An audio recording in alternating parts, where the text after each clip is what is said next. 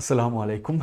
May peace be upon all of you, my fellow learners, professionals, students, ladies and gentlemen. How are you all?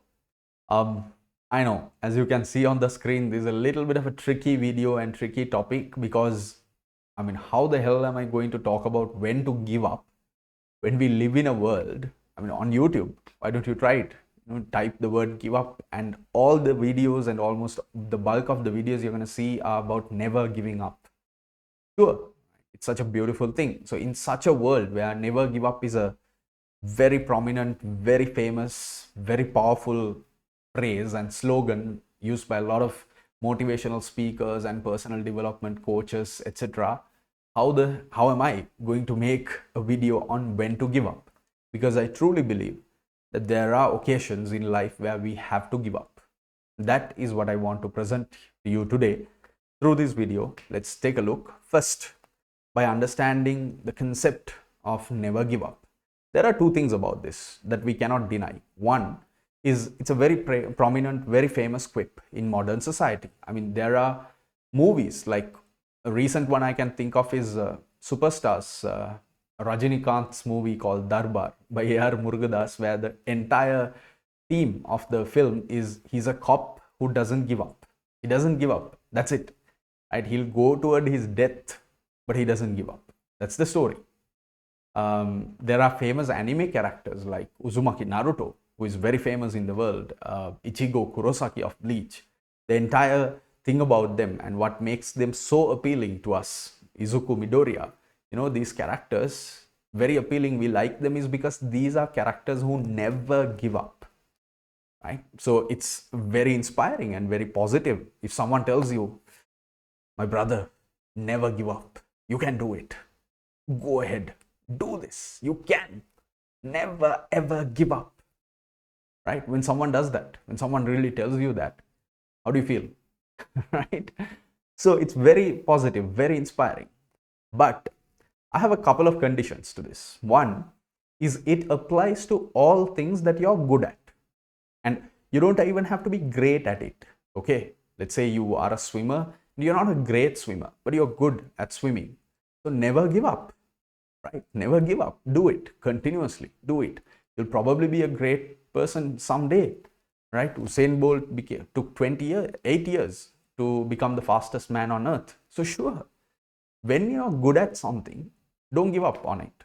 Right? Keep doing it. You only have one life. So might as well never give up on that.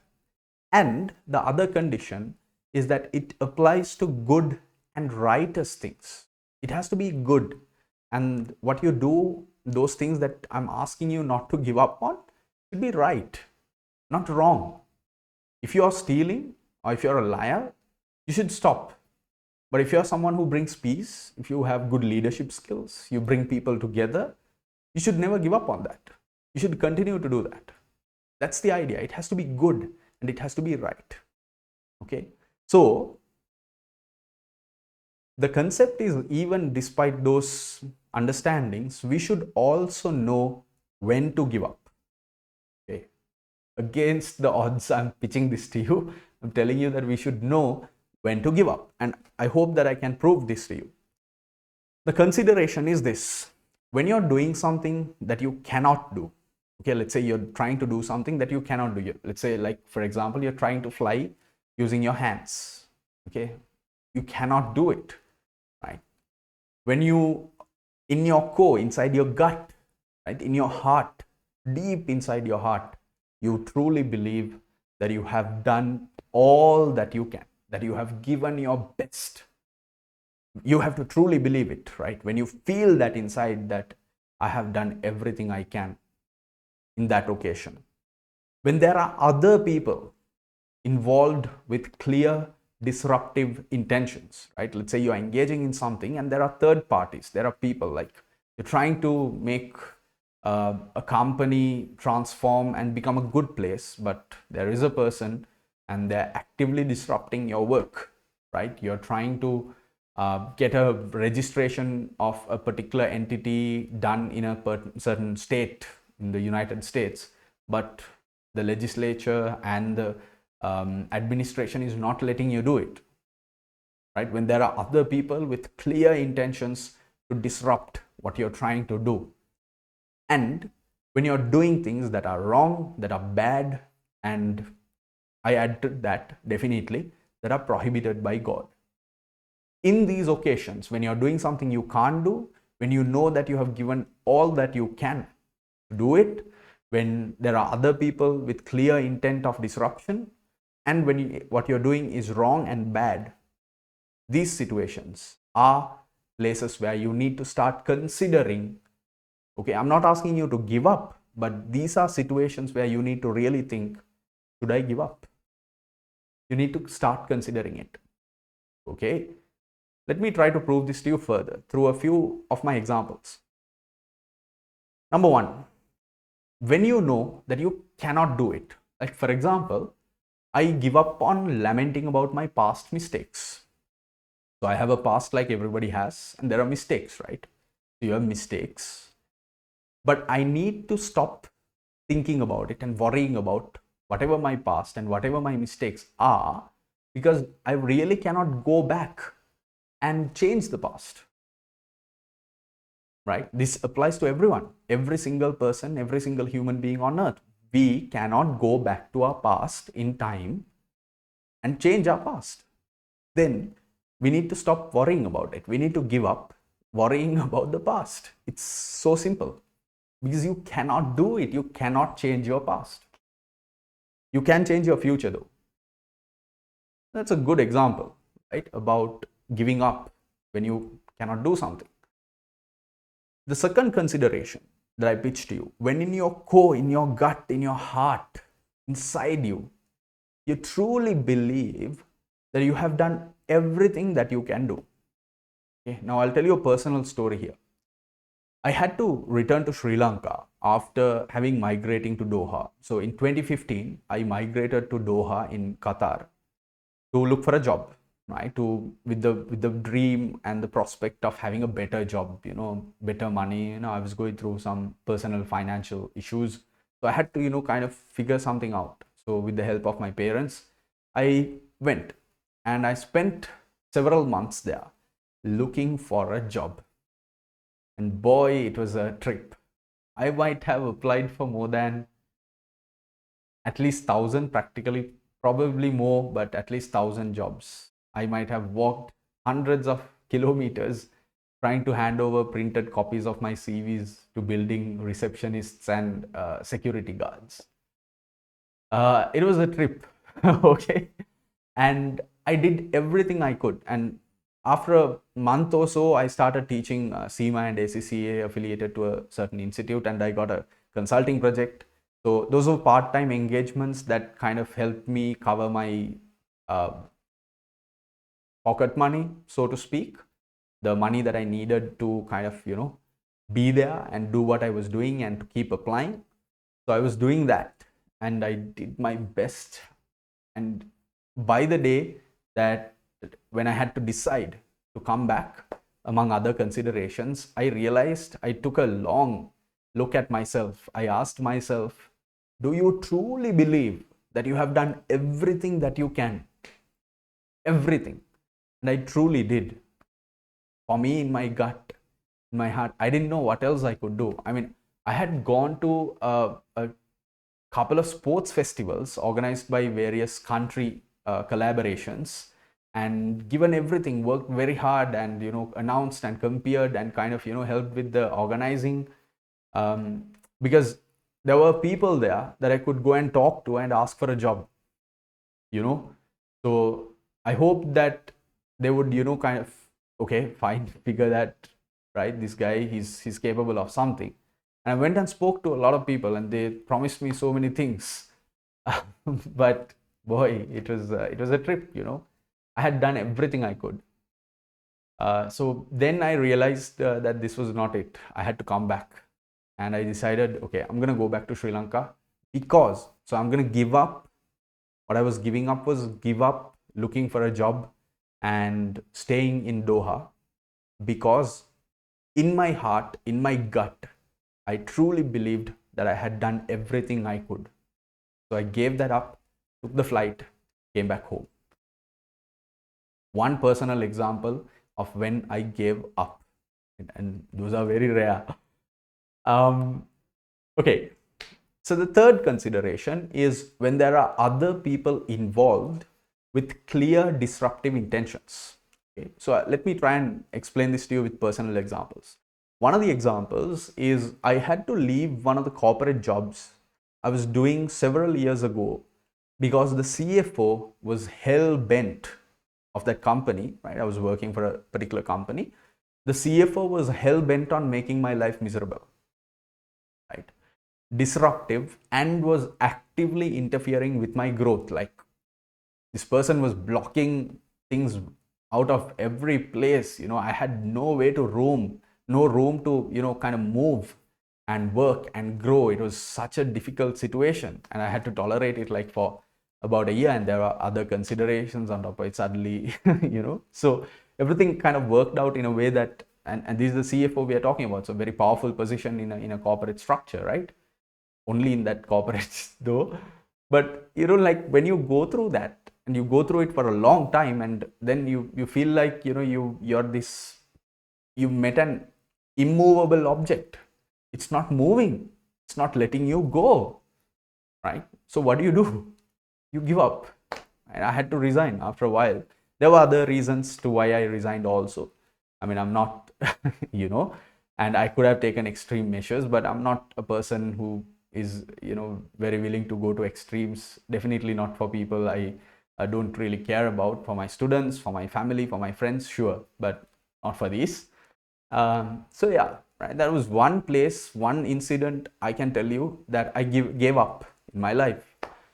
And I had to give up. Another recent example, maybe about 3-4 years ago, I had to give up my affiliations with a certain entity, educational institution, because I used to work with multiple institutions a lot, and I currently even work with multiple.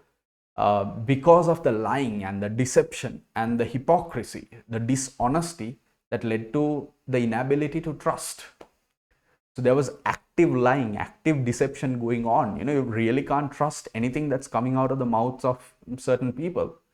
So in such a situation, and you've got like clear-cut proof, because what happens with people is, if you are used to lying, okay, if you get used to lying, that's why I always ask my learners and audience members to stop lying, because it becomes a habit, and after a certain age you can't really stop it, right? Because it's become a habit.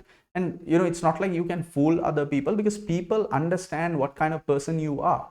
When they realize, okay, they make peace with it, because people are different, right? So when they realize that someone they know is a liar, they make peace with it. It's not like they always go and fight. But when you speak, or if it's me, let's say for example, if I'm that person and I've lied for a long time, then what will happen is that people will imprint on me that, okay, we know that whatever is coming out of that person's mouth, we cannot trust.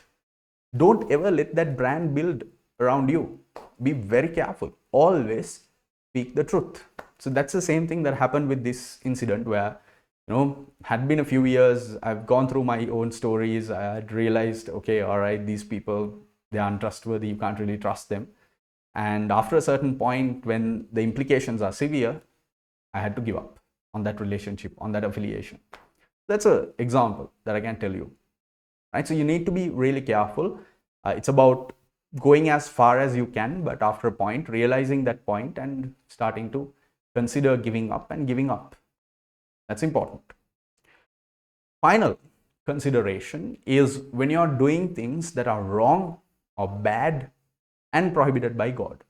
As I said, right? Like for example, in my religion, Islam, like alcohol is prohibited. No, it's a no. You cannot drink alcohol. It's prohibited clearly. So you can't do it, right? That is personally for myself and for all my brothers and sisters, I'm telling you, right? So as Muslims, we cannot do it. We have to give up on that.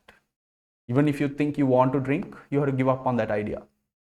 So one of the bad habits I had for a brief period in my life was smoking. I gave up on smoking because it's bad. It's wrong, right? It's very clear. I gave up on unhealthy relationships, right? Very toxic relationships. There were certain friends, or that's why, you hear from a lot of successful people, and I'm not saying this as a successful person, but one thing that you hear in a lot of webinars and all of these, motivational kind of things is that you are the people you associate. Chamak Palihapitiya, I've heard Warren Buffett say this. The relationship he has with Bill Gates is like marketed everywhere, and you have memes saying you are the company you keep. So that's true, but I don't really pitch that in a very capitalistic sense. I'm saying, regardless of whether you're the company you keep, you need to stay away from unhealthy relationships, toxic relationships that really bring out, that really eat you up. And I gave up my associations. Another thing that is kind of prohibited in Islam also is interest, right? Usury. So I gave up my association to interest-based loans because really can't, and you can't really get hooked onto it. So you have to try and do whatever possible, whatever you can to stop that. So those are things I gave up because they were either prohibited by God, considered wrong and bad. Simple as that. So these are my proof and my examples to prove to you that there are situations where you have to consider and you have to give up. Basically, the overarching rule is that basically give up when whatever you're doing is destroying you. Right? Whatever you're doing, it's destroying you as a human being. It's eating you up. It's destroying you piece by piece. Right? You're losing yourself. And if it's bringing out the worst inside you, right? If you're in a conversation, let's say you're in a conversation and you're trying to explain something to someone, okay, but this person is you're unable to have a conversation with this person, a decent human conversation. If you can't, and you feel your anger coming up, so I'm actually someone who has this experience. When my anger is coming out, I know that if I get angry and react here, it's going to bring out the worst in me. I'm going to turn into someone that even I don't like. What do? I give up on the conversation. I excuse myself and leave.